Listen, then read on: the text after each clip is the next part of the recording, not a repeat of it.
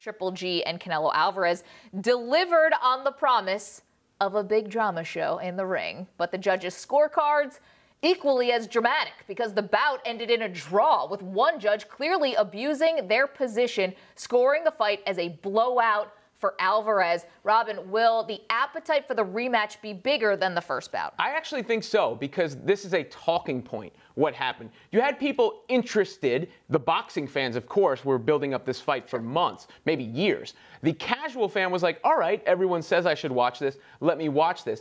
This incentivizes them to come back the next time because they are now emotionally invested in the outcome. So a draw, I think, was the best possible outcome and was reasonable. I think a draw was reasonable. What was not reasonable was the 118-110 score. That's the kind of thing that makes you suspect corruption is afoot, because there is no one with working sensory perception of any kind who could watch that fight, consume that fight, and think Canelo Alvarez won it by a blowout. Best case scenario, he won it narrowly, but definitely not going away. No, and I actually believe that Triple G won this fight, but a draw is not totally unreasonable considering it was very close. But I think that this is where boxing always shoots itself in the foot. Every time it gets a bigger audience, it does something to completely turn them off. Mayweather-Pacquiao, everybody tuned in. Pacquiao had a bum shoulder, did not live up to the hype by any stretch of the imagination. Now Triple G Alvarez,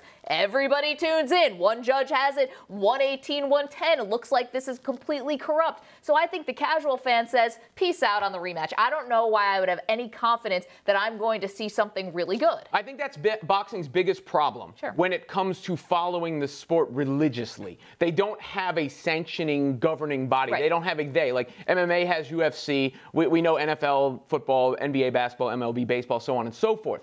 I don't think it hurts the big hyped bouts, though, because you mentioned Mayweather-Pacquiao. I don't think Mayweather-Pacquiao being a dud hurt Mayweather-McGregor, just like I don't think the outcome and the way this came about will hurt a rematch between Triple G and Alvarez. I think you got to put Mayweather-McGregor, though, as an outlier. They promoted their asses off for that fight. So that was unlike any kind of promotion we've ever seen. Turned dark in some places, but you cannot disagree with the fact that it got people to tune in and to pay a heavy price. Another thing about the rematch, in terms of just the guys boxing, the styles in the ring, I don't see another gear for Alvarez. I feel like this was one of his best fights. I mean, he showed us everything, the power, the counter-punching ability, how he was able to work his way off the ropes, how he was able to, the footwork, the speed, everything that we thought we were going to get with Alvarez, we got. Triple G, on the other hand, tentative the first couple rounds.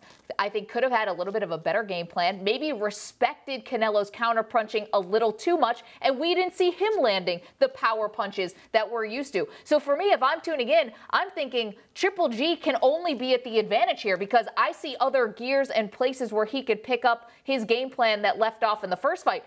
Canelo, I don't see where he can improve.